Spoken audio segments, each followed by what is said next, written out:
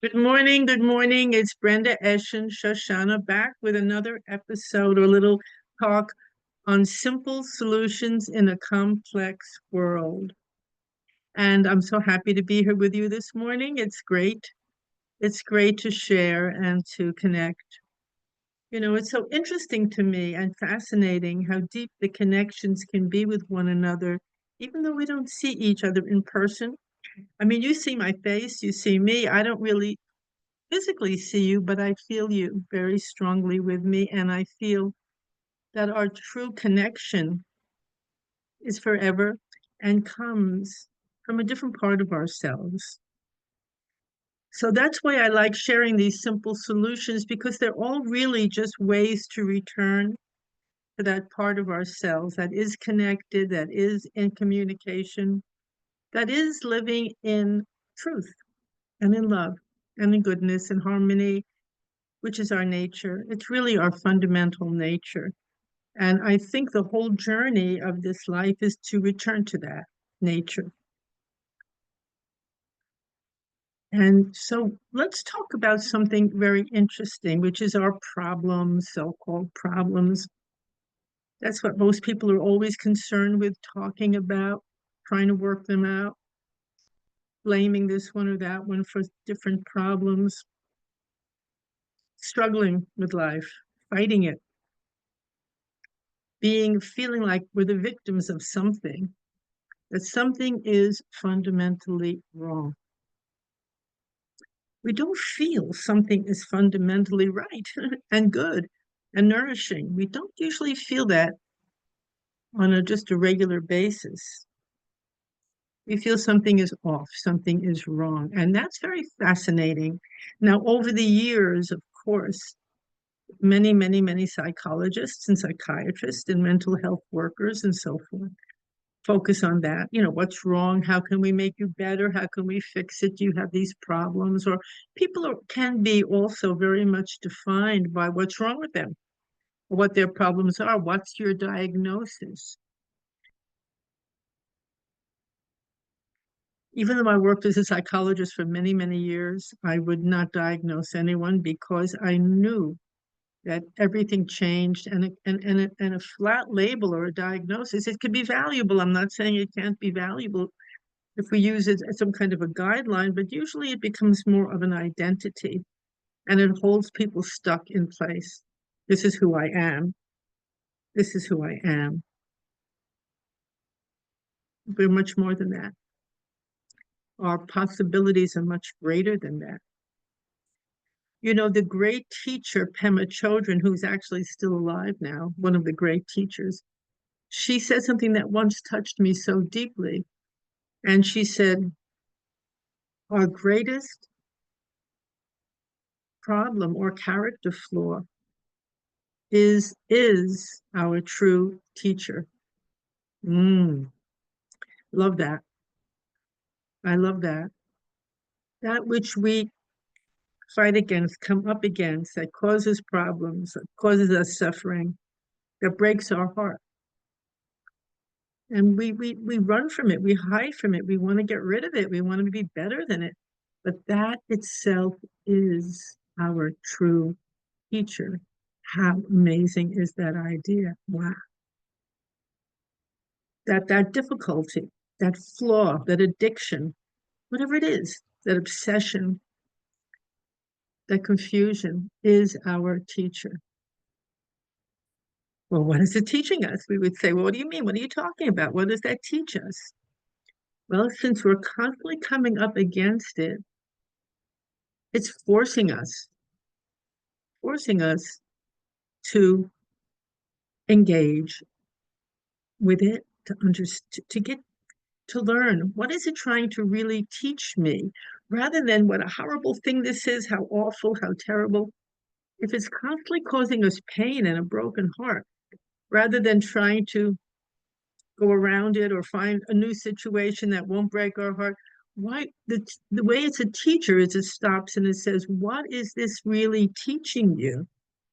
What does this have the power to show you about life, about yourself? How is it making you stronger?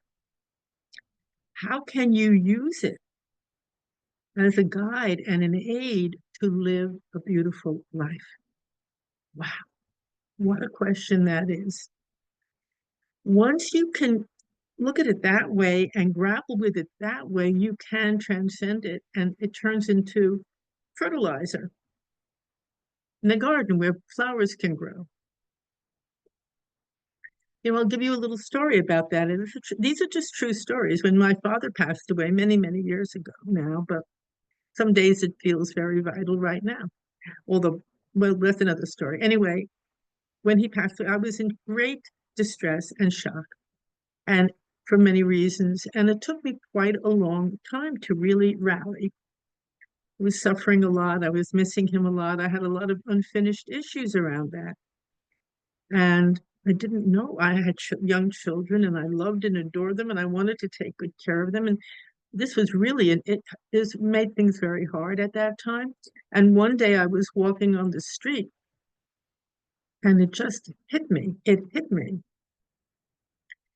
Take this experience that you went through with your father's death, things that happened at the hospital and so forth, and use it to help others. It's a teaching. It just hit me. It came to me by itself. And I thought, whoa. And then it came to me, the best way to honor your father is to live a wonderful life and to use whatever pain happened in that situation to grow and to help others in the same situation to grow as well. I thought, wow, it was a turnaround. It was a gift to me. It was a turnaround. And at that time, I was a psychologist and also a very dedicated Zen student. It was a long time ago, in the very early days when of Zen being brought into the country. And I said, why don't you combine these two disciplines and go and do workshops, which I did for a long time in the hospitals for the nurses, the doctors. And it was the early days of hospice also involved in the creation of that kind of outlook. However, the point is, as soon as that happened, all my suffering disappeared. I was excited to learn what I could from it and to share that with others so that it made something that seemed meaningless, painful, awful.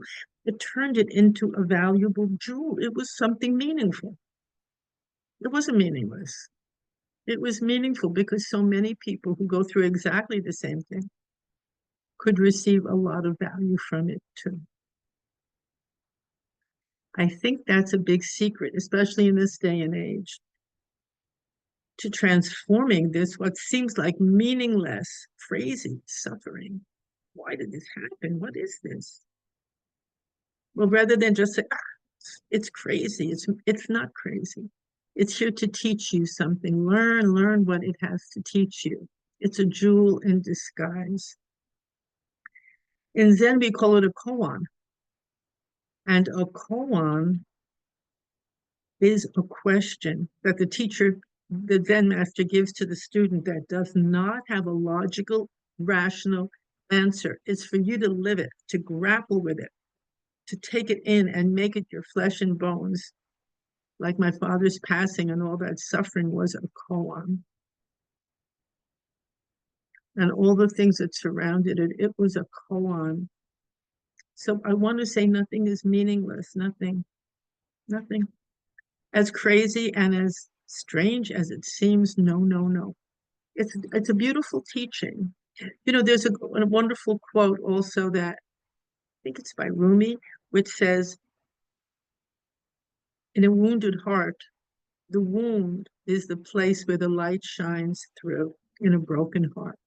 That's so beautiful. Same thing, it's exactly the same point. Let the light shine through the wound. How can the wound open you to the light? Go on. Because it can. And it will inevitably for everyone. You don't have to be bright or not bright, educated, not educated. That's not the point. The point is just ask yourself, what is this here to teach me? What's my lesson? How can I grow from this? Oh, wow. That's powerful. So thank you very, very much for listening. I love talking to you. I love it. And I love hearing from you. I thank you for your wonderful little notes. I don't know if the person is listening. Somebody emailed me from Singapore, and I wanted so much to answer her. And my email is all different now. I guess Yahoo's changed everything. I can't find that email anymore. It slipped away. So if for some reason you are listening, I'm so sorry. I did want to answer you. I just couldn't find your email again. Okay, try again. Or send me a little note on YouTube and I will do my best. Okay, thank you very much for listening. And I hope all of you have a really beautiful day. Let the light shine through, all of us together. Thank you and have a wonderful week. Bye bye.